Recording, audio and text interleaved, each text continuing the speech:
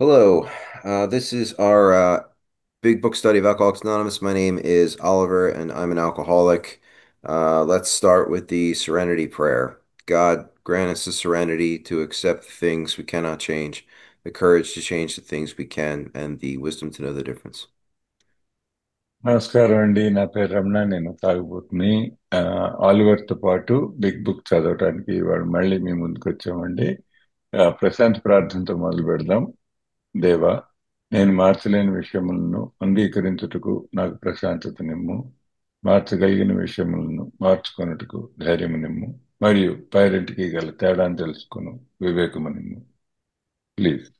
Thank you. So we'll just get right into it. We're on page 5, the paragraph ending. Then I went on a prodigious bender, and that chance vanished.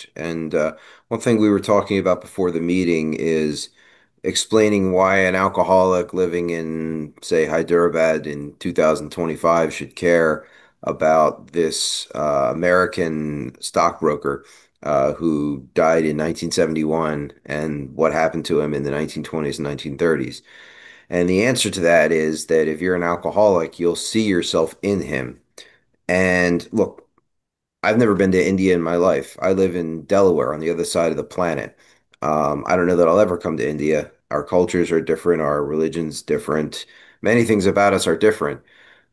But if you're an alcoholic, I will be able to instantly look past the circumstances and the things that separate us and look to how you think, feel, and behave. Because alcoholism is no respecter of persons. Alcoholism doesn't care about these distinctions. It applies anywhere. So I've never been a stockbroker in the 1920s either. I don't live too far away from where Bill Wilson's doing this stuff. I could drive up and visit these places if I really wanted to, but it's not like having close physical proximity overcomes a century of time.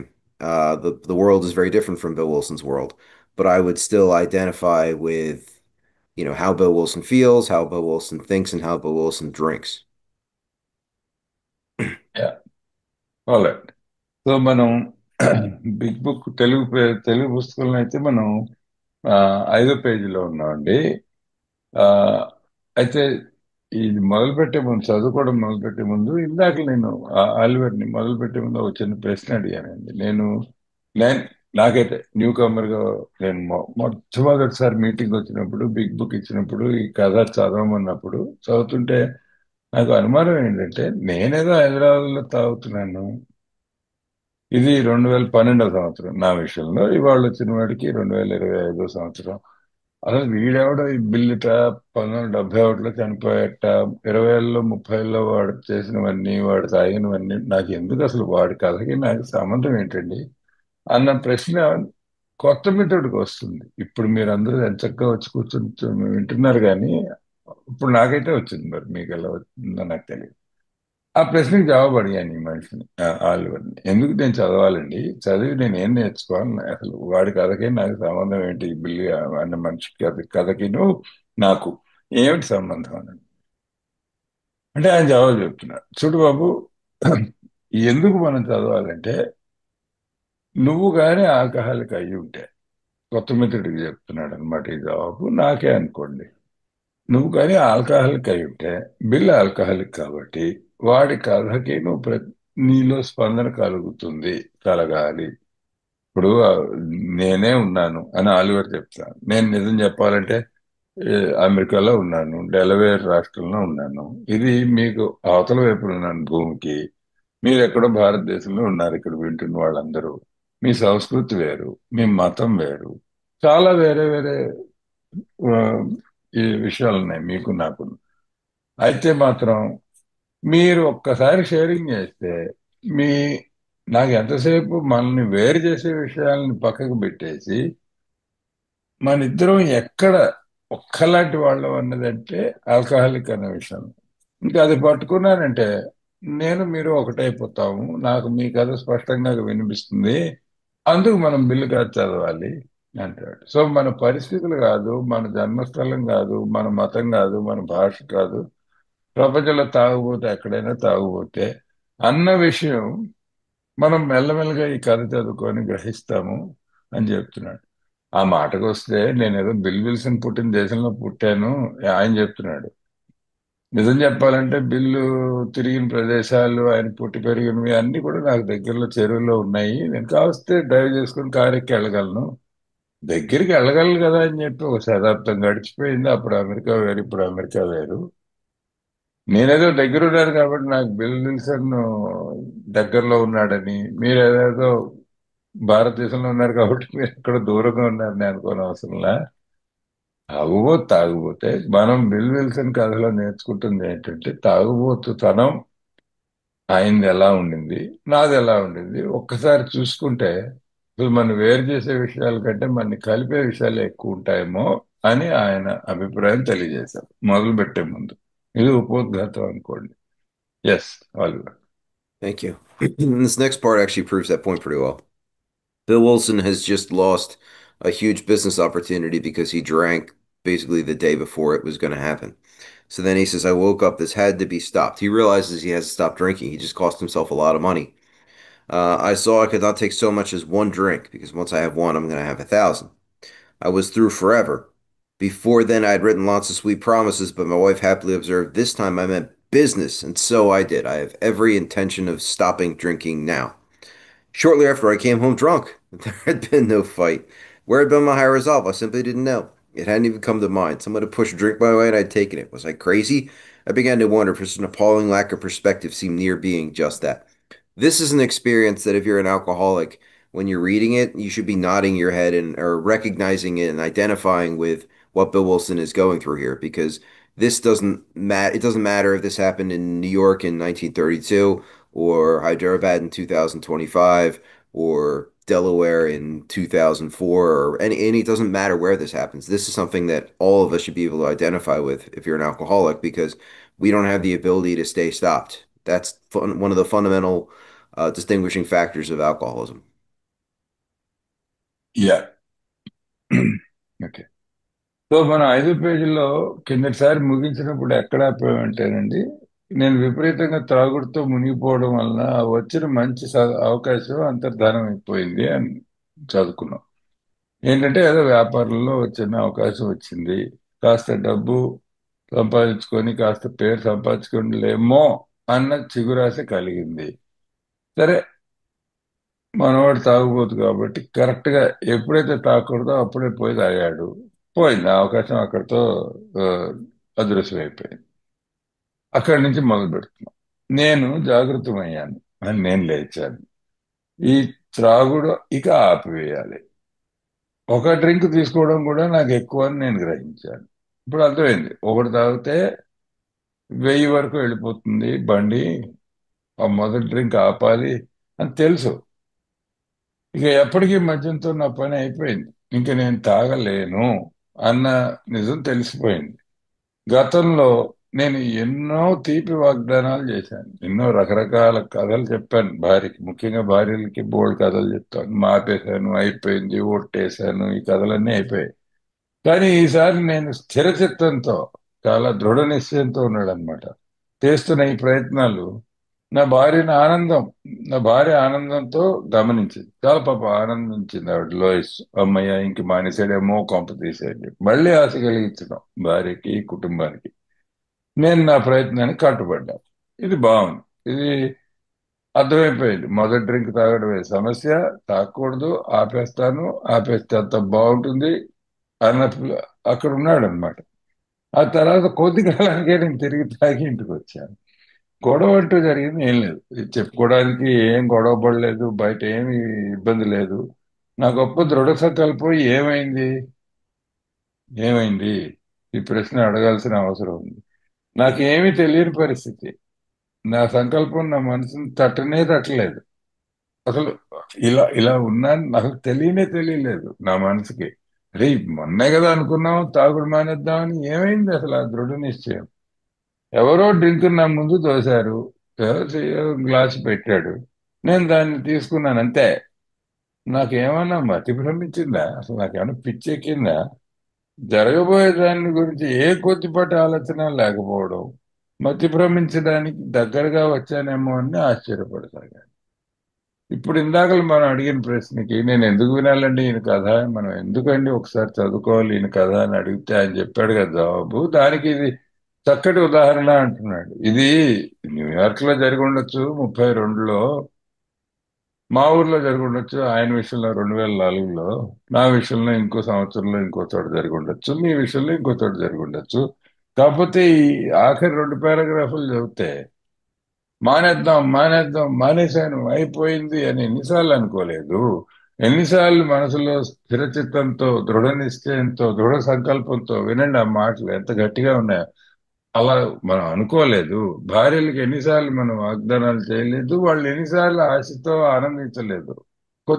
కొద్దిపాటి ఆ తర్వాత వెళ్ళి తాగనే తాగాము. మొత్తం అంతా పటాపంచలు చేసాం. వాళ్ళ ఆశలు మన సంకల్పాలు అన్నీ కూడా మట్టిలో కలిసిపోయాయి. ఇది నాకు పిచ్చెక్కిందేమో అని అనుమానం కలగడం, ఇవన్నీ కూడా మీకు కలిగాయా, నాకు కలిగాయా? నాకైతే కలిగాయండి అని చెప్తున్నాడు. Yes Oliver. Thank you. Renewing my resolve, I tried again. Some time passed, and confidence began to be replaced by cocksureness. I could laugh at the gin mills. Now I had what it takes. So he tries again, and it goes all right. It goes well. He stays sober for a bit. Confidence is I don't have to take a drink. I'll be okay. Cocksureness is arrogance. I Alcohol has no power over me.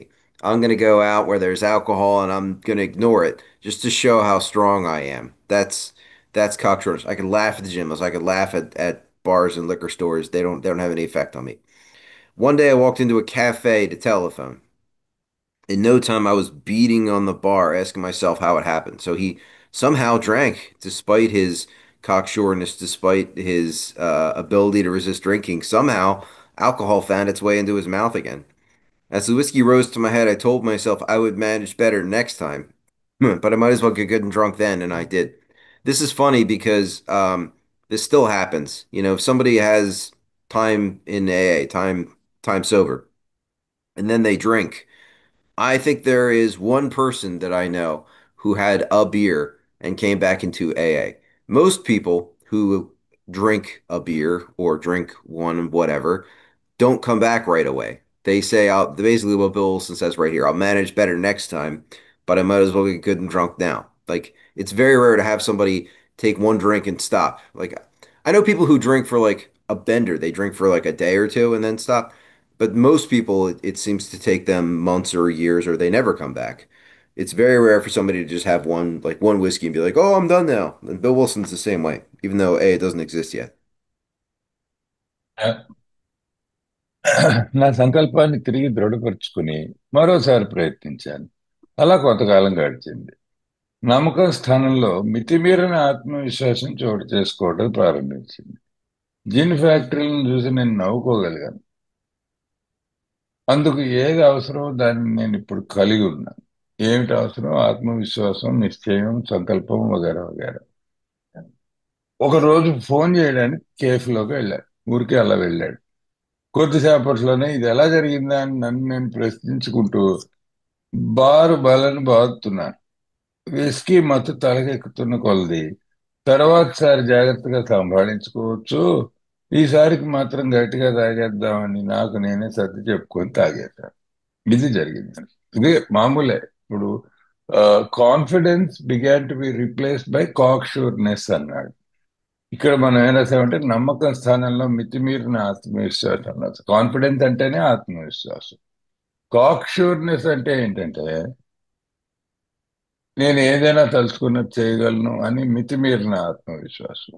పుట్టి ఆత్మవిశ్వాసానికి మితిమీరిన ఆత్మవిశ్వాసానికి సహస్ర తేడా ఉందని చెప్తారు. ఆత్మవిశ్వాసం ఉండొచ్చు, అయితే అది మితిమీరి ఏదైనా సాధించగలను, ఎందుకంటే నేను ఆలోచించుకున్నాను కదా, నేను గట్టిగా దాన్ని బలంగా అనుకున్నాను కదా అనుకుని, ఒక విధంగా చెప్పాలంటే కొంత పొగరు, అహంకారం దాన్ని దగ్గర తీస్తుంది. ఎందుకంటే నా అహంకారం ఏంటంటే నేను అనుకున్నాను కదా, నేను చేసేస్తాను, మానేద్దాం అనుకున్నాను మానేస్తాను అనుకుని బయలుదేరాడు. ఏం చేశాడు? ఫోన్ చేయడానికి వెళ్ళాడు, తాగాడు. ఎందుకు తాగాడో వాడికే తెలీదు. అన్న వెళ్ళాడు, అడిగాడు. ఫోన్ చేయడానికి వెళ్ళడం ఏంటి, మందు తాగడం ఏంటి, మామూలు మనిషి చేయడు కదా. సరే చేశాక ఈ ఆఖరి వాక్యం చాలా ముఖ్యమండి. ఎట్లాగో వాడు తాగాడు కదా, తర్వాత సంగతి తర్వాత సంభాళించుకోవచ్చు. ఈసారి గట్టిగా తాగేద్దాం అనుకొని మొత్తం తాగేశాడు. ఇది ఎన్నిసార్లు మనతో జరగలేదు. చాలా సార్లు మనం ఏలో కూడా చూస్తామని చెప్తున్నాడు ఈయన. బయటికి ఆల్కహాల్ అనానిమస్ అని వస్తాము, కొన్నాళ్ళు ఉంటాము, ఒక్కోసారి పోయి తాగడం జరుగుతుంది.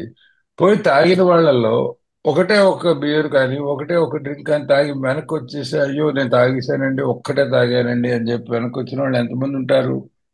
చాలా తక్కువ మంది ఉంటారు అంటున్నాడు. ఎందుకంటే వెళ్ళి తాగినప్పుడు ఒకటి ఎలాగూ తాగాం కదా, ఇవాళ సర్వనాశనం అయింది కదా, మనం ఒకటి తీసి గట్టు మీద పెట్టాం కదా, సరే ఇవాళ కానిచ్చేద్దాం. ఆ ఇవాళకి ఇవాళకి అని చాలా మందికి నెలలు, సంవత్సరాలు కూడా పట్టొచ్చును, కొంతమంది తిరిగి రానే రారు. ఇది మనం మన కళ్ళెదురుగుండా ఏలో ఉన్న కొలది చూస్తూనే ఉంటాం. ఇది తాగుబోతుల లక్షణం. అంతేగాని అయ్యో తాగేశాను, తప్పైపోయింది అని చెప్పి ఒక్కడు తాగగానే ఒక్కసారి నాలుగే ఖర్చుకొని వెనక్కి వచ్చేసిన వాళ్ళు ఎంతమంది ఉన్నారు? నాకైతే ఒక్కడు తెలిసి ఉంటున్నాడు వాళ్ళు. అది నాకు చాలా తక్కువ మంది తెలుసండి, నాకు కూడా. కరెక్ట్, మీకు కూడా మరి ఆలోచించండి. ఎస్, వాళ్ళు. Thank you. The remorse, horror, and hopelessness of the next morning are unforgettable. The courage to do battle was not there. My brain raced uncontrollably, and there was a terrible sense of impending calamity. This is sober. This is how he feels the next day when he's, well, hungover, but basically sober. And I can relate to this because I would feel this way almost every time I drank. I would be drinking at your house. I would black out. I would wake up at home, no memory of anything after 10 o'clock at night or how I got home. But I'm sure I was at your house for several hours, terrified, um, upset, feeling guilty. And I would contact you. And one of the first things I would say is, I'm sorry for last night. Not that I had any idea that I did anything wrong, but it was testing you out to see if you would say what I wanted you to say, which is, "Oh, you were fine. You just fell asleep. No big deal. Things are okay." That's like, "Oh, thank God." If you said to me something like, "You should be sorry," click, I know that I have a real problem with whatever I was doing when I was in that blackout.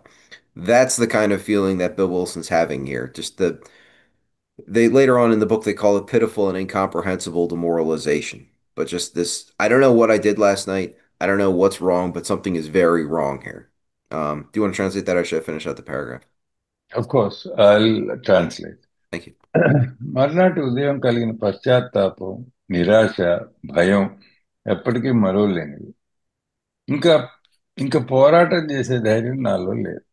నా ఆలోచనలు అడ్డు అదుపు లేకుండా పరుగులు తీశాయి. ఏదో ఘోర విపత్తు సంభవించబోతోందని నా మనసు తీవ్రంగా శంకించింది. ఇది సంగతి. ఇప్పుడు ఏమిటంటే ఇదంతా సోబర్ అండి. మన్నాడు పొద్దున తాగడం నిన్న రాత్రి జరిగిపోయింది. ఇప్పుడు లేచాము, లేచి నిన్న రాత్రి ఏం చేసాము కూడా మనకి సరిగ్గా తెలియదు, పర్వాలేదు. లేచాము, ప్రస్తుతం మందు చుక్క పడలేదు శరీరంలో, సోబర్గానే ఉన్నాం. అంటే మత్తు దిగింది. ఇది నాకు చాలాసార్లు జరిగిందని ఆలివర్ చెప్తున్నాడు. ఏంటంటే తాగేయడం, ముఖ్యంగా ఇంకోళ్ళ ఇంటికి వెళ్ళి తాగేయడం, లేకపోతే ఇంకోళ్ళ చుట్టూ ఉన్నప్పుడు తాగడం.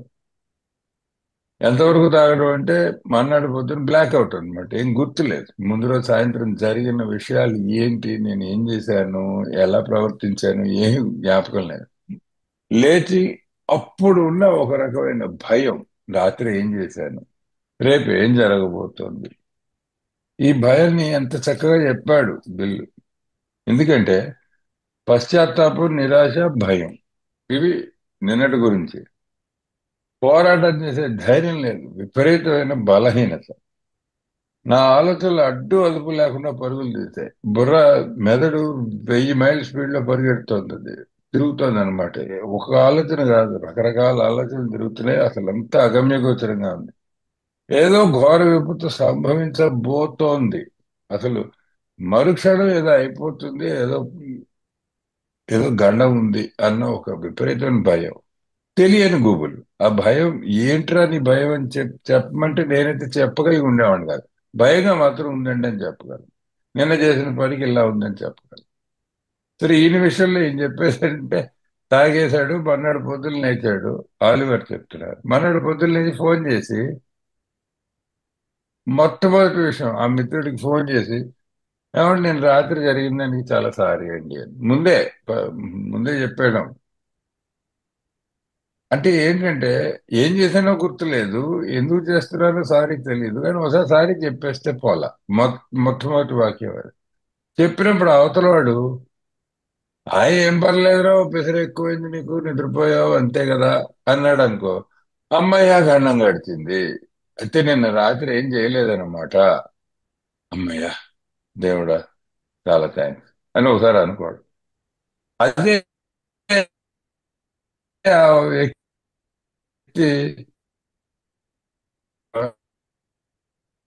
నువ్వు సార్ పనులు వారిని అమ్మ ఏం చేశాను రాత్రి మరి అన్నది. Oh, I think we lost you a little bit there towards the end, Ramona.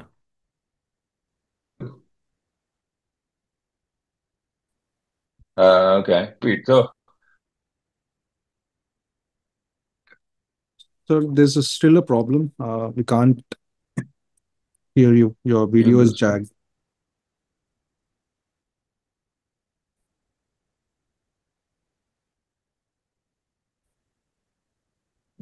So I'm uh, uh, is audio better? Sound okay to me now, but there was a big lag with your video and it was kind of choppy. Hmm, that sucks. But now you sound fine. I think turning the video off actually helped a lot. What do you think? Should he go back over what he just said, or Um, yeah, I mean, like, yeah, just like the couple of things. Once if the friend says everything is okay, from there he Can can you hear just like, me now?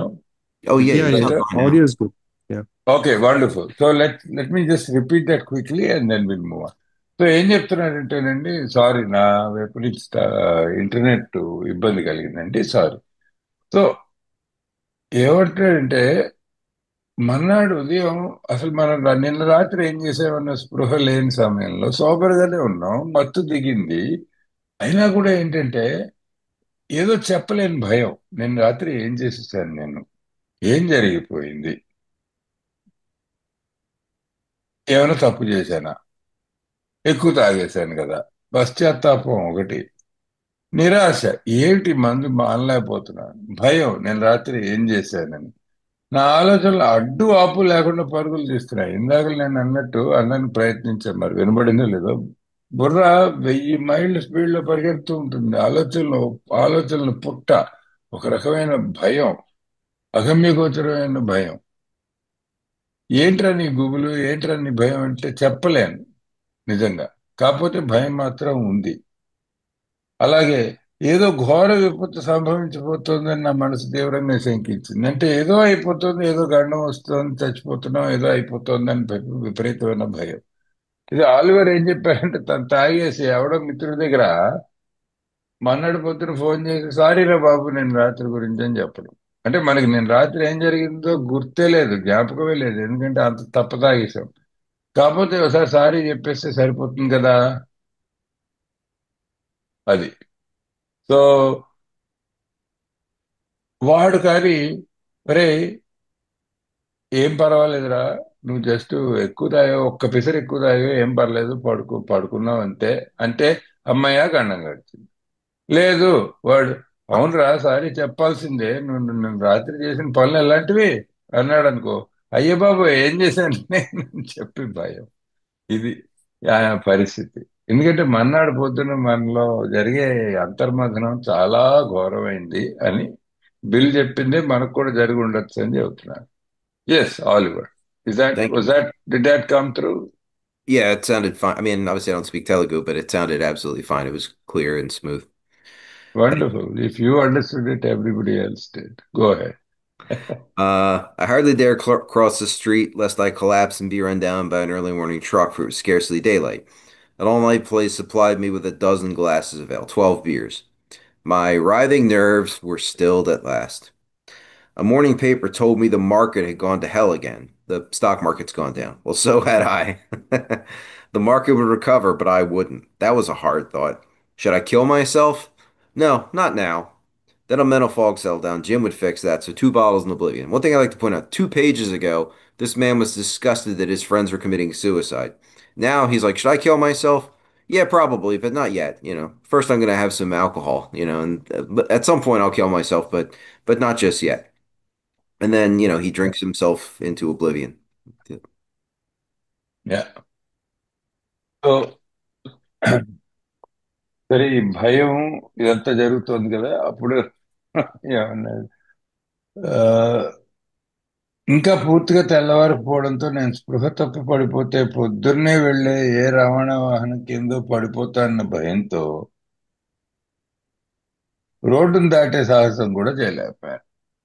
ఇది నా వరకైతే నాకు చాలాసార్లు జరిగింది. నాకు నా అంతటి నేనుగా నా కాళ్ళ మీద నడుస్తూ రోడ్డు దాటడం, అసలు ట్రాఫిక్ అటు ఇటు లేకపోయినా సరే రోడ్డు దాటడానికి భయం. ఇది చెప్తున్నాడు మరి ఈ మనిషి 90 ఏళ్ల క్రితం. తెల్లవారులు తెరిచి ఉండే ఓ బార్లో ఓ డజన్ గ్లాసులు ఏళ్ళు తాగారు. ఏలంటే బియరే.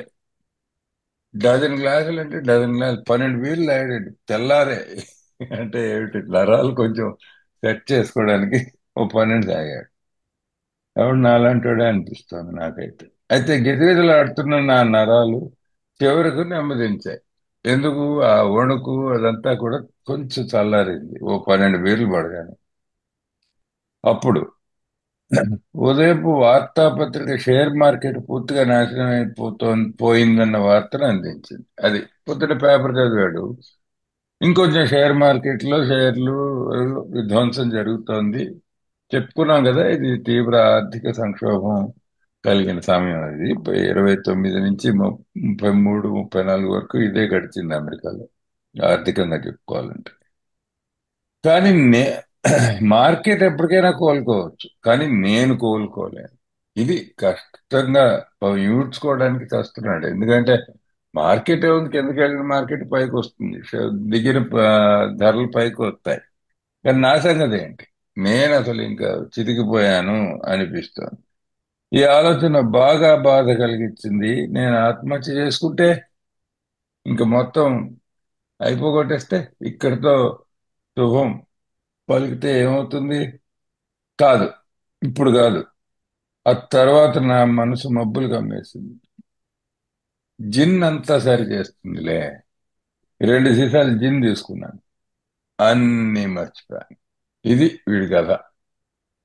ఏంటంటే ఇందాక ఆలివర్ చెప్తున్నారు, 2 పేజీల క్రితం అండి, మనం కిందటిసారే చెప్పుకున్నాం. తన మిత్రులు ఈ షేర్ మార్కెట్ లో షేర్లు ధరలు పడిపోయాయని చెప్పి పైనుంచి దూకేసి పెద్ద పెద్ద భవనాల నుంచి దూకి ఆత్మహత్యలు చేసుకుంటుంటే వాళ్ళని చూసి చిరాకు కలిగింది దీనికి. సి అలా మన ఆత్మహత్య చేసుకోవడం అంటే బుద్ధి ఉందా లేదా? బతికి జీవించాలి, పోరాడాలి అని చెప్పి 2 మందు చుక్కలు తాగాడు కదా మన వీళ్ళు. ఇప్పుడు 2 పేజీల అవతల ఏమంటున్నాడు? చచ్చిపోతాను, నన్ను నేను ఆత్మహత్య చేసుకుంటాను, ఇంకో మార్గం కనిపించట్లేదు, కాకపోతే ఇప్పుడు కాదు, ప్రస్తుతానికి ఏం చేస్తానంటే తాగేస్తా. తాగేసి ఏ ఆలోచన లేని ఆ ప్రపంచంలోకి సాగిపోతా, జారిపోతా.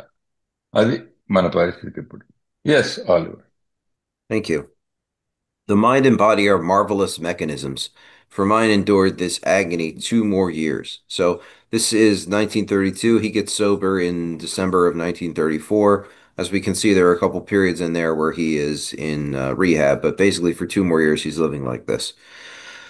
And it's horrible. It's a horrible existence. Sometimes I stole from my wife's slender purse when the morning terror and madness were on me. So his wife doesn't have a lot of money. It's not a purse that's bursting with bills. It's very, very skinny, but he takes whatever little money she has because he needs it to buy alcohol.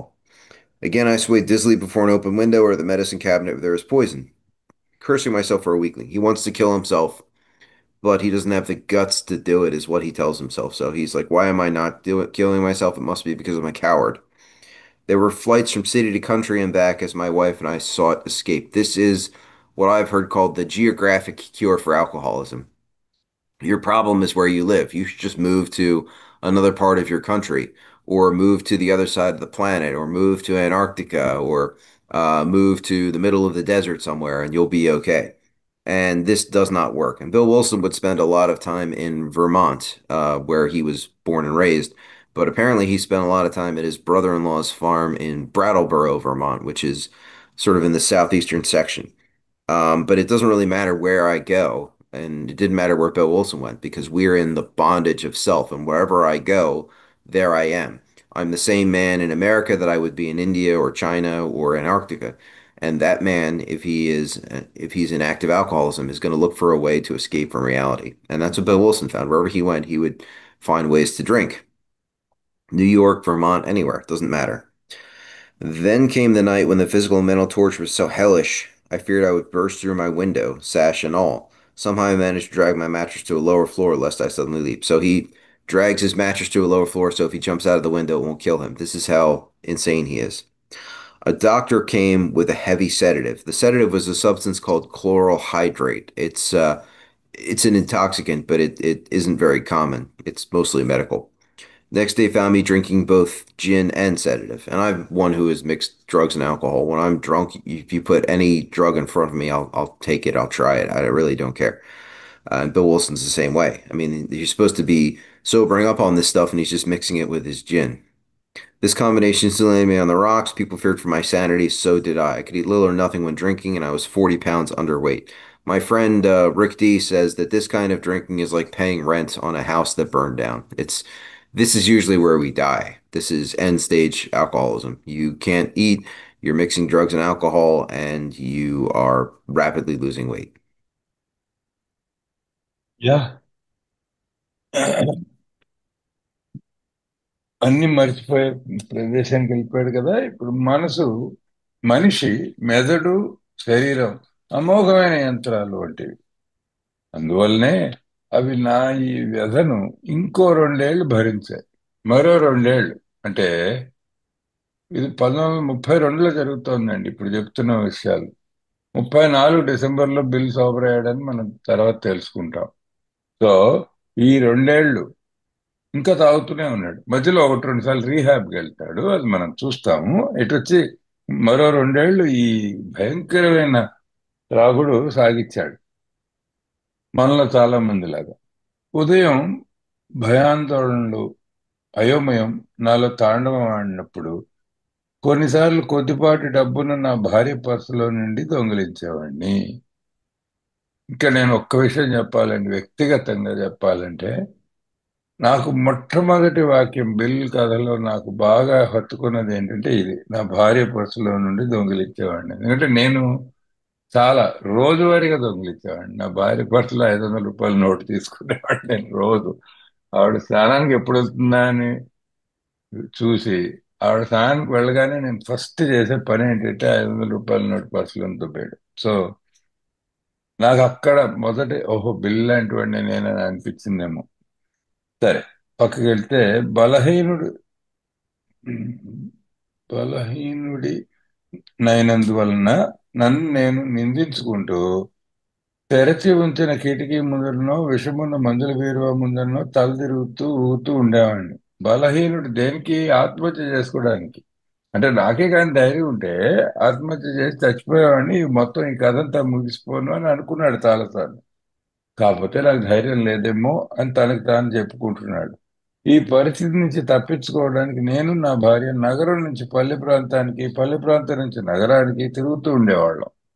అది ఈ ఈ ఘోరమైన జీవితం ఎలాగోలా తప్పించుకోవాలని చెప్పి ఊర్లు మారుస్తాం.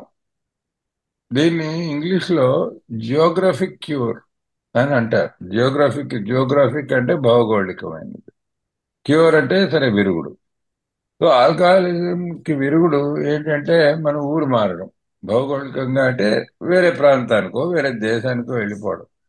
మనం ఎలా అనుకుంటామంటే వేరే దేశానికి వెళ్తే ఏమో, ఆఫ్రికా వెళ్తే బాగుపడుతుందేమో నా పరిస్థితి, అమెరికా వెళ్తే బాగుపడుతుందేమో, ఢిల్లీ వెళ్తే బాగుపడుతుందేమో అని చెప్పి ఊరు మారుతాం ఎంతో ఆశతో. ఎందుకంటే ఈ ఊరు ఇబ్బంది, ఈ ఊర్లో ఉన్న మనుషులు ఇబ్బంది, ఈ ఊర్లో ఉన్న లిక్కర్ షాపులు ఇబ్బంది, ఇంకోటి ఇంకోటి ఇంకోటి. ఇప్పుడు మన ఊర్లో ఉదాహరణకు చెప్తాను.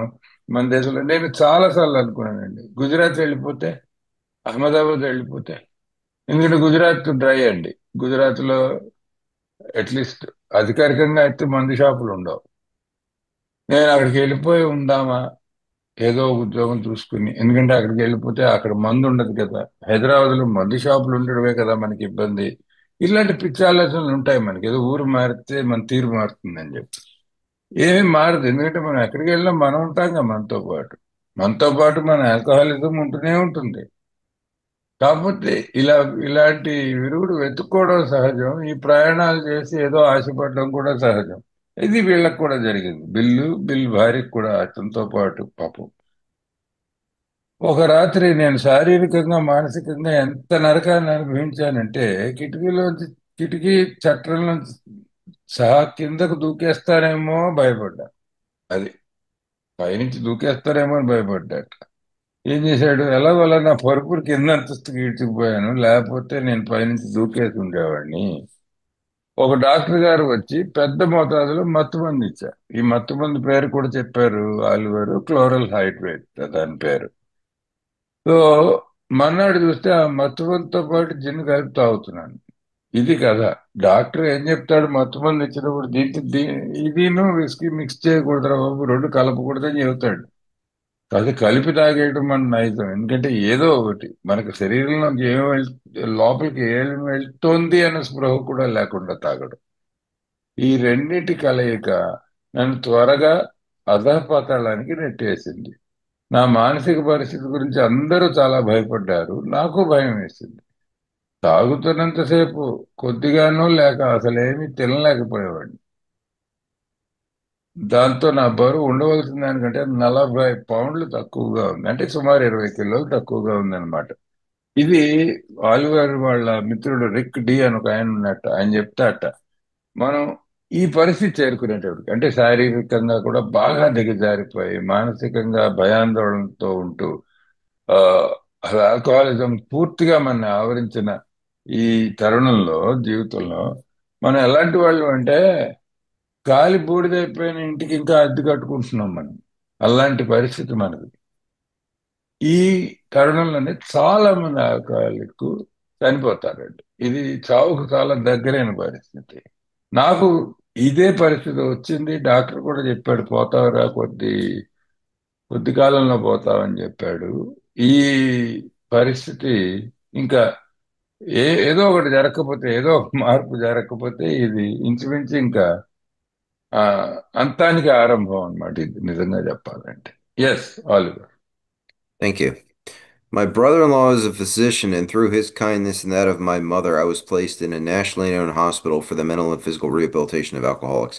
His brother-in-law is a man named Leonard Strong, and a few years ago, I went to visit Bill Wilson's grave in Vermont with my wife, and Leonard Strong is buried probably about, I don't know, 10 meters away from where Bill Wilson's buried. It's in the same cemetery in the same hill in Vermont. And the hospital is Towns Hospital. I'm trying to figure out if I could share a photo of that somehow. Uh, yeah, that's it. Sorry, I don't know if you can see this, but that's what it looked like. Mhm. Yeah. So at any rate, under the so-called belladonna treatment, my brain cleared. Hydrotherapy and mild exercise helped much. This is celebrity rehab kind of thing. I don't know how to unshare it now that I've shared it. Sorry about that. I don't know how to take it off. Oh wait, there we go. Stop share.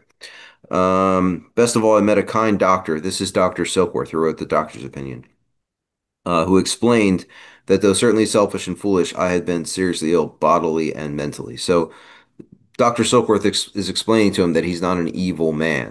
And that's the thing about alcoholism. A lot of times, for many, many years, centuries, if you were an alcoholic, people said it was because you were a bad person and you're a sinner and you needed to stop sinning and you needed to change your morality. And he's saying you're not an evil person. You're selfish, yes. You're foolish, yes. But you're sick. And the thing about sick people, and we talked about this before, is sick people can get healthier. It's much easier for a sick man to get healthy than for an evil man to become good. So Bill Wilson derives a lot of comfort from this. Anyway. Yeah. మా బావగారు ఒక వైద్యుడు.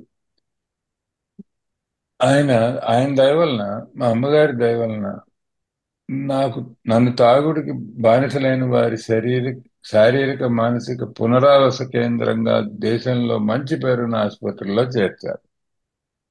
మొదటి విషయం, ఆయన బావగారి పేరు లెనర్డ్ strong.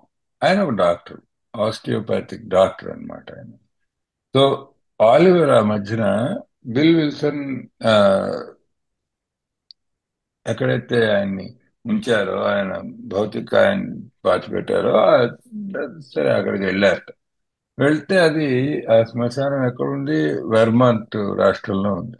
ఆయనకి 10 మీటర్ల దూరంలోనే లెనార్డ్ స్ట్రాంగ్ ఆయన బావగారిని కూడా ఉంచారు. సో వీళ్ళు దగ్గరైన మిత్రులు. సరే ఆయన బావగారు కూడా. పాప ఆయన డాక్టర్ కాబట్టి ఏదో వాళ్ళని వెళ్ళి ఫోన్లు గట్రా చేసి ఈయన్ని టౌన్స్ హాస్పిటల్లో చేర్పించాడు. ఇప్పుడు ఇందాక ఆలివర్ ఫోటో చూపించారు కదా, ఆ ఫోటో టౌన్స్ హాస్పిటల్ ఫోటో అండి. టౌన్స్ హాస్పిటల్ న్యూయార్క్ నగరంలో ఉంది. అక్కడ ఏమైంది అంటే, బెల్లడోనా ట్రీట్మెంట్ గా పిలువబడే చికిత్స కారణంగా నా మెదడు నిర్మలంగా తయారైంది. హైడ్రోథెరపీతో పాటు కొద్దిపాటి వ్యాయామం కూడా నాకు ఎంతో ఉపయోగపడింది. ఇవన్నీ ఆ రోజుల్లో ఏంటంటే, డబ్బున్న వాళ్ళు, పెద్దవాళ్ళు, సినీ తారలు, అలాంటి వాళ్ళకి ఈ మత్తు మందులు అలవాటు ఉంటే వాళ్ళకి చేసే ట్రీట్మెంట్ ఇదంతా. వాటి వల్ల ఏం జరుగుతుందో తెలియదు కానీ ముందు మందుకు దూరంగా ఉన్నాడు కొన్నాళ్ళు. అది ఆ ట్రీట్మెంట్లకి ఉన్న నా గొప్పతనం ఏంటో మనకి పెద్దగా తెలియదు, అనవసరం. అన్నిటికంటే ఇది మనం గమనించాల్సింది గొప్ప విషయం ఏంటంటే, నాకు దయగల మంచి డాక్టర్ దొరకటం, నేను ఖచ్చితంగా దొరకటం. ఎవరి డాక్టర్ అంటే అదే మన డాక్టర్ సిల్క్వర్త్. డాక్టర్ గారి అభిప్రాయం రాసిన డాక్టర్ సిల్క్వర్త్. నేను ఖచ్చితంగా స్వార్థ చింతన మూర్ఖత్వం గలవాడిగా అని, శారీరకంగాను మానసికంగాను పూర్తి అనారోగ్యం పాలైపోయానని ఆయన వివరించారు. ఇప్పుడు మొదటిసారి కొంచెం గట్టిగా ఓ డాక్టర్ గారు ఇది చెప్పిన విషయం ఏంటంటే, నువ్వు చెడ్డవాడివి కాదురా. సరే, నువ్వు స్వార్థపరుడివి, మూర్ఖుడివి, వెర్రివాడివి, అన్ని నిజమే. ఎటు నుంచి ముఖ్యంగా ఏంటంటే నువ్వు వ్యాధిగ్రస్తుడివి, నీకు జబ్బు ఉంది. ఇది చాలా ముఖ్యమైన విషయం అండి. ఎందుకంటే ఆ రోజుల్లో తాగుపోతుంటే ఎవరు అంటే చెడ్డవాడు, లేకపోతే నైతికంగా దిగజారిపోయిన వాడు, లేకపోతే పాపి, అంటే మతం పరంగా పాపి. ఈ పాపివి, చెడ్డవాడివి, నైతికంగా నువ్వు దిగజారిపోయావు, నువ్వు నైతికంగా కొంచెం ఔన్నత్యం పొందాలి, పైకి రావాలి, చెడ్డవాడివి మంచివాడివి కావాలి. ఇవి అప్పటి ఊవచ. ఇదంతా కాకుండా డాక్టర్ గారు ఏం చెప్పారంటే, నాయన నీకు ముఖ్యంగా శారీరకంగాను మానసికంగాను ఒక జబ్బు ఉంది, జబ్బు నయం అవ్వాలి అన్నారు. అంటే వీడికి కొంచెం ఆశ కలిగింది బిల్లుకి. ఎందుకంటే జబ్బుని వాడు నయం అవడం డాక్టర్ గారు చూసుకుంటే, కొంచెం ఆయన చెప్పు చేతల్లో ఉంటే కొంచెం సంభవం కొంచెం జరగచ్చు. జబ్బుని వాడు బాగుపడటం మనం చూస్తూనే ఉంటాం ఆసుపత్రిలో, ఏ జబ్బుకైనా. అంతేగాని చెడ్డవాడిని మంచివాడు అవరా బాబు అంటే ఎక్కడి నుంచి అవడం, అది చాలా కష్టమైన పని. సో దానికంటే నయం అవడం, జబ్బు పట్టువాడు కొంచెం సులభం అని కొంచెం ఆశ ఊరట కలిగింది బిల్కి. Yes. Thank you. It relieved me somewhat to learn that in alcoholics, the will is amazingly weakened when it comes to combating liquor, though it often remains strong in other respects. So alcoholics can be very strong-willed in every area of their life, but when it comes to staying sober, we have no willpower whatsoever. The strongest businessman, iron-fisted father, whatever. Like when it comes to alcohol, we don't have any ability to stay stopped. My incredible behavior in the face of a desperate desire to stop was explained. Understanding myself now, I fared forth in high hope.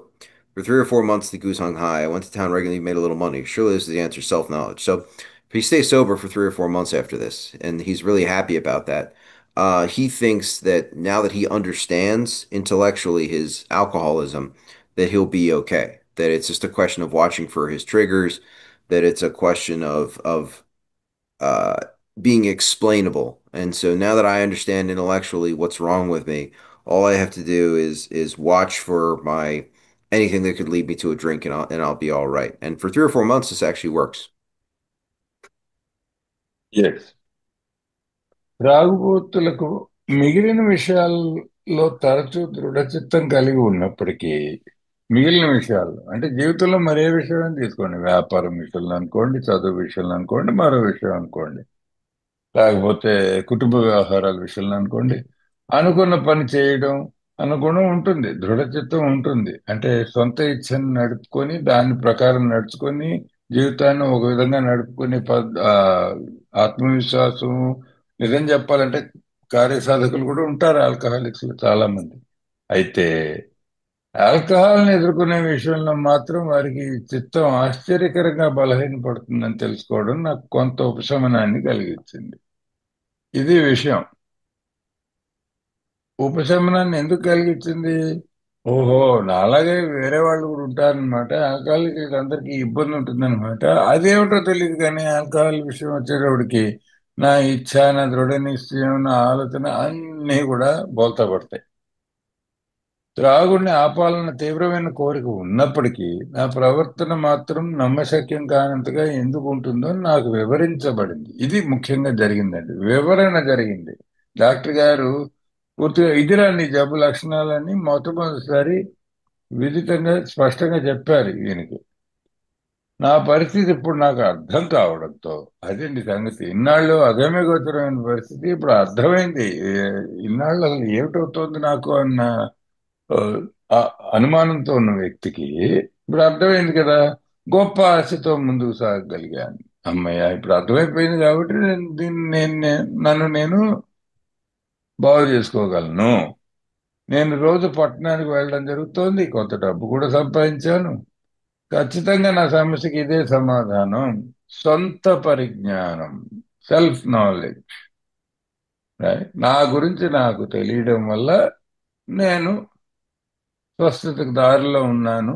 ఎందుకంటే నాకు తెలుసు కదా, ఇది గొడవలు అయితే తాగుతాను, అయితే గొడవల్లో పడద్దు. ఈ ఫలానా మిత్రుడు కలిస్తే తాగుతాను, వాడిని కలవద్దు. ఇలా ఏదో పెట్టుకొని మనసులో నిశ్చయం చేసుకొని దృఢంగా ఉంటే మందు మానేయగలను అని ఒక గొప్ప నమ్మకం వచ్చింది. ఎందుకు? నాకు నా గురించి జ్ఞానం కలిగింది కదా, నాకు తెలిసిపోయింది కదా, నా సమస్యకి పరిష్కారం అన్నీ అర్థమైపోయాయి కదా అని అనుకున్నాడు. Yes, all good. Thank you. But it was not. For the frightful day came when I drank once more. Somehow, self-knowledge didn't keep Bill sober. The curve of my declining moral and bodily health fell off like a ski jump, straight down, down very quickly. After a time, I returned to the hospital. So this is now his second trip to rehab. Oh, and Karen asked me in chat to explain self-knowledge. Understanding yourself, understanding your alcoholism, understanding intellectually that means for you, what alcoholism is about, and understanding. Well, look, you could learn this book backwards and forwards. This book, I know people that are drinking right now that know this book better than I do. I've met people who have gone into a meeting with a week sober and could recite the book from memory.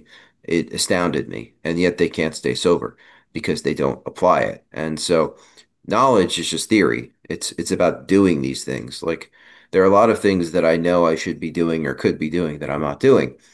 If my house is on fire, I know that I should call the fire department and get out of here.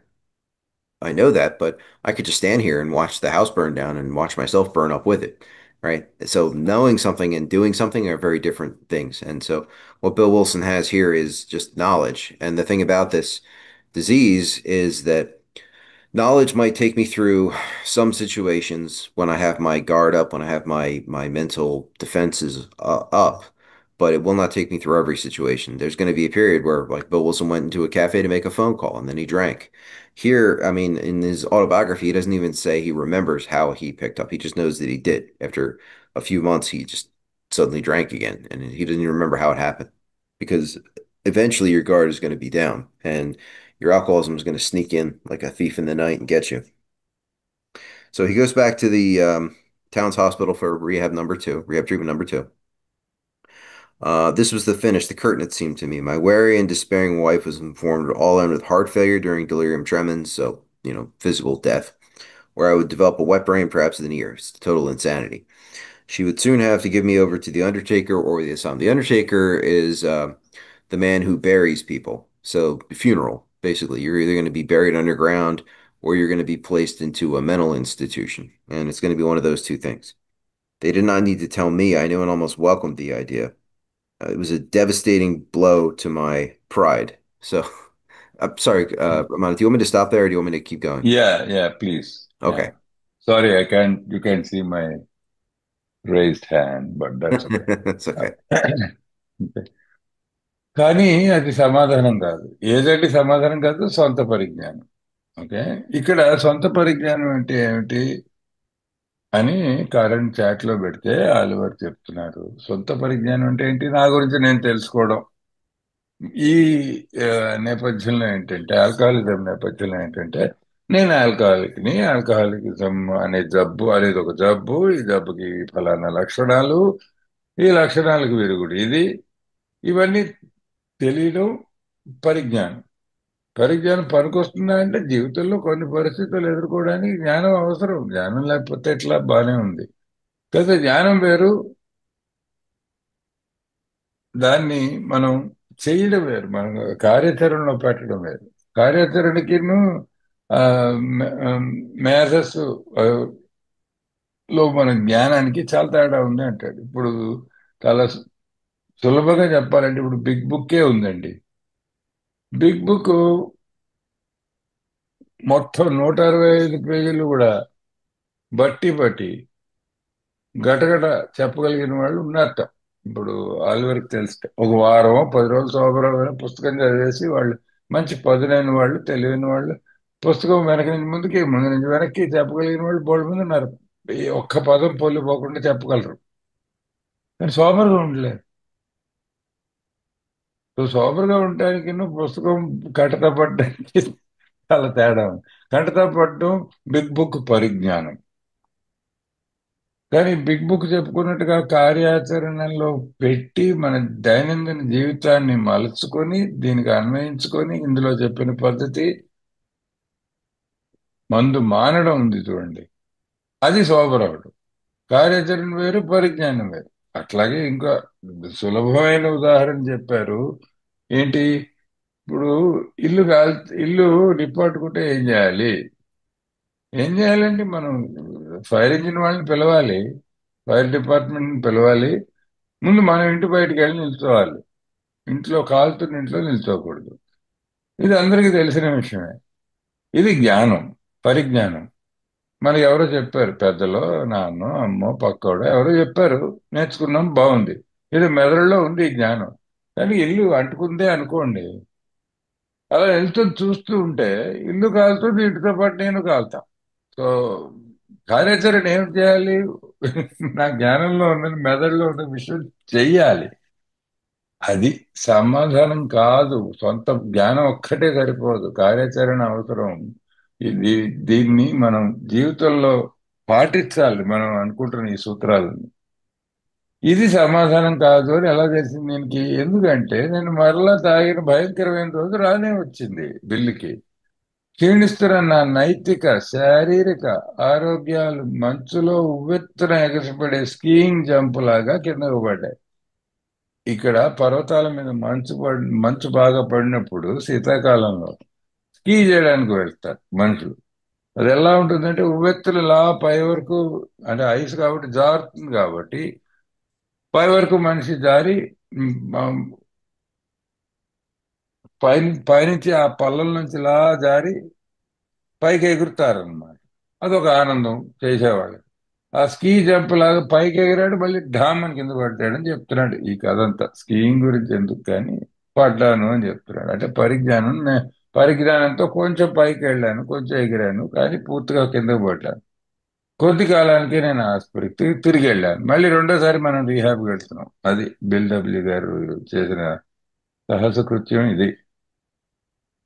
ఇదే ఇక చివరి ఘట్టమని, నా జీవితానికి శాశ్వతంగా పడినట్లేనని నాకు అనిపించింది. ఇంకా అయిపోయిందిరా బాబు, ఈ కథ అయిపోయింది, చచ్చిపోతున్నాను అని ఆయనకైతే కలిగింది.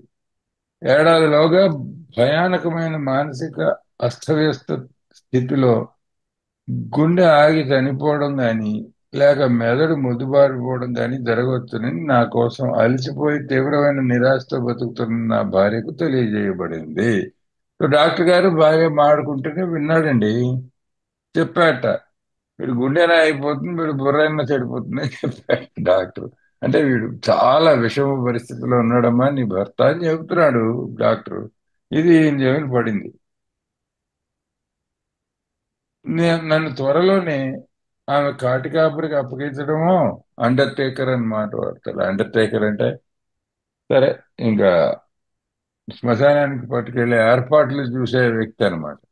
వాడికైనా అప్పు చెప్పాలి, లేదా పిచ్చివాళ్ళ సంరక్షణ కేంద్రానికి తరలించడం చేయాల్సి వస్తుంది. ఇదండి పరిస్థితి. మనం ఎప్పుడు ఎలా అంటుంటాం కదా, జైల్స్, ఇన్స్టిట్యూషన్స్ ఆర్ డెత్ అని మూడు వచ్చాయి ఇక్కడ. వెళ్తే మనం చెరసాలకు వెళ్ళాలి, లేకపోతే పిచ్చి ఆసుపత్రికి వెళ్ళాలి, లేకపోతే శ్మశానానికి వెళ్ళాలి. అందులో మూడిట్లో రెండు చెప్పాడు ఇక్కడ. అది ఆ స్పృహ కలిగిందిట. Yes please. Thank you. And I'm trying to finish out the next paragraph, I guess, if that's okay. But yes. before we do that, now that I know how to share photos, I'm going to share a couple that I took. These are, I don't know if these are going to come up, but these are pictures from Vermont. That is wow. Bill Wilson's grave. I don't know if this one's going to come up, but the next one is Bill and Lois. Yeah, that's them together. This is the view from behind their graves. And you can see on the graves, people have put chips and coins and things like that. That's I mean, Vermont's beautiful. It's a beautiful place. It all looks like that, just hills and forests. And yeah, it's a different view of that. And then I have Leonard Strong's grave as well. So yeah, sorry to go on about that. Uh, so he goes back to this rehab and they tell his wife that he's going to die or go to, go to an asylum. And he says it was a devastating blow to his pride. I find that hilarious. If a doctor told you that you had 3 months to live because you have terminal cancer, your first reaction is probably not going to be, that really upsets my ego. I'm so smart. I should figure out how to cure cancer. I can set up a lab in my kitchen. I can cure cancer in like an hour. Like, why can't I figure out how to do it, Gene therapy, no big deal. I could do that in my bathroom. Like it's insanity that he would think that he could that he's somehow too smart for his own alcoholism. I, who had thought so well of myself and my abilities, of my capacity to surmount obstacles, was cornered at last. I'm so smart, but I can't outthink this, and it really crushes my ego. Now is to plunge into the dark, join that endless procession of sots who had gone on before. Sots are drunks. And so what he means by this is he thinks he's special. We say terminally unique, but he's not terminally unique. He's just another drunk. There have been 10 million drunks like him before. There'll be 10 million drunks like him after. We're born, we get drunk, we hurt people, we die. They kick dirt on our face and forget about us. And that's just how we are. And, you think that everybody's going to remember you, but they won't. Nobody cares. They'll just, when you're dead, your family's going to forget about you and history's going to forget about you. That's what Bill Wilson's realizing. That is the crushing blow to his ego. He's not a special little snowflake. He's not someone amazing. He's just another drunk that the world is going to stop caring about as soon as he's gone. I thought of my poor wife. There had been much happiness after all. What did I not give to make amends? But that was over now. So now he's feeling guilt and shame and remorse too. And one thing that's been made clear to me is that those are not emotions from God. Those are emanations of the ego. And sorry to go a little long, Romana, but that's it. No no, okay, I do that last bit and will. వారు ఈ విషయాన్ని నాకేం ప్రత్యేకంగా చెప్పాల్సిన అవసరం లేదు. ఏంటి ఈ శ్మశానం పిచ్చాసుపత్రి వ్యవహారం? నాకు తెలిసే ఈ పరిస్థితిని నేను పూర్తిగా అంగీకారంతోనే దాదాపు ఆహ్వానించాను. ఇంకేముందండి, ఇంకా ఆహ్వానించడం తప్ప ఇంకో మిగిలింది ఏముంది? అయిపోయింది, ఈ కథ అయిపోయింది అన్న స్పృహ మొదటిసారి గట్టిగా కలిగితే ఏమైందండి, నా అహంభావానికి ఇదో చావు దెబ్బ. అహంభావానికి చావు దెబ్బ ఏంటండి అసలు? ఒకవైపు డాక్టర్ ఒరే నీకు క్యాన్సర్ వచ్చిందిరా, 3 నెలలు చచ్చిపోతారా అన్నాడు అనుకో, అంటే బాధ వేస్తుంది, తీవ్రమైన బాధ వేస్తుంది, ఎంత ఏడుపు వస్తుంది, అన్నీ వస్తాయి, కరెక్టే. నాకైనా వస్తాయి, మీకైనా వస్తాయి, ఎవరికైనా వస్తాయి. అంతేగాని అహంభావానికి దెబ్బ ఏమిటి? ఏమి పెద్ద నీ అహంభావం ఏంటి? ఇదండి ఆల్కహాలిక్ మనసు ఎలా ఉంటుందో చెప్తున్నాను. వీడికి దెబ్బతిన్నది వాడు బాధపట్టు బెంగపట్టు కాదు, అహం దెబ్బతిందిట. ఎందుకు? నా గురించి, నా శక్తి సామర్థ్యాల గురించి, అవరోధాలను అతిక్రమించడంలో నాకు గల నైపుణ్యత గురించి గొప్పగా భావించుకున్న నేను చివరికి ఎందుకు కొరగాని వాళ్ళ మూలపడిపోయానే. అది ఇంత తెలివైన వాడిని కదా నేను. ఇంత గొప్పవాడిని కదా నేను. మరి అంత గొప్పవాడిని ఈ జీవితంలో ఎన్నో చేసేద్దాం అనుకున్నాను, చేశాను, ఇంకా చేయబోదామని అనుకున్నాను. అదేంటి ఈ ఆల్కహాల్ విషయంలో బోన్లో పడిన ఎలకలా చిక్కుకున్నాను. నా తెలివితేటలన్నీ ఏమైపోయాయి? దెబ్బతింది ఏంటంటే అహం అండి ఇక్కడ. చచ్చిపోతున్నారా బాబు అని చెప్తే అహాన్ని పట్టుకు వేలాడుతున్నాడు ఈ మనిషి. అది తాగుబోతు యొక్క విచిత్రమైన పరిస్థితి మానసికంగా.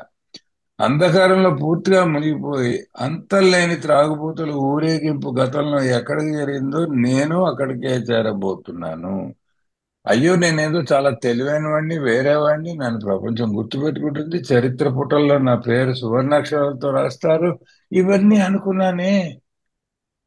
చివరికి నాకంటే ముందు వచ్చిన లక్షల తాగుబోతులు, నా తర్వాత రాబోయే లక్షల తాగుబోతులు అందరూ ఎక్కడికి వెళ్తారో నేను అక్కడికే వెళ్తున్నా. ఏంటి ఎక్కడికి? ఆ అంధకారంలోకి. ఎవ్వరు మన గుర్తు పెట్టుకోరు. ఎవ్వడికి నేను బతికానో చచ్చానో పట్టదు. ఆ ఆ జాగాకు వెళ్ళానా నేను?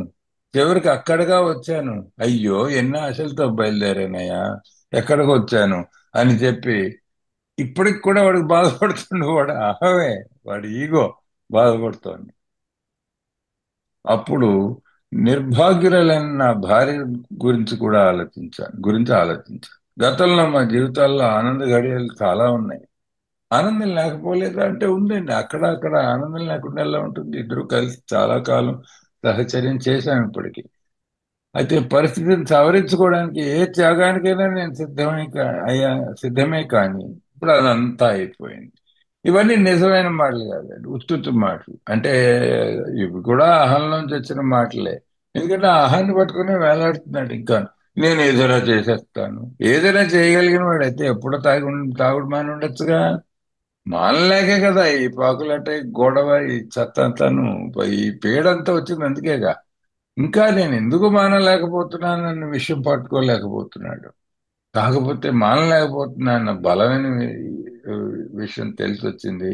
ఆల్కహాల్ ముందు శక్తిహీనుణ్ణి అన్న విషయం మెల్లమెల్లగా ఇంకా ఇంకా చరమ స్థాయి వస్తుంది. ఇంకా ఆఖరి సీన్ వస్తుంది సినిమాలో అని తెలిసేటప్పటికి ఈ పరిస్థితిలో ఉన్నాడు. కాకపోతే వదలంది ఏంటరా అంటే అహం. అక్కడ ఉన్నాం. ఇక్కడితో ముగిద్దామండి వాళ్ళు. Yes, Oliver.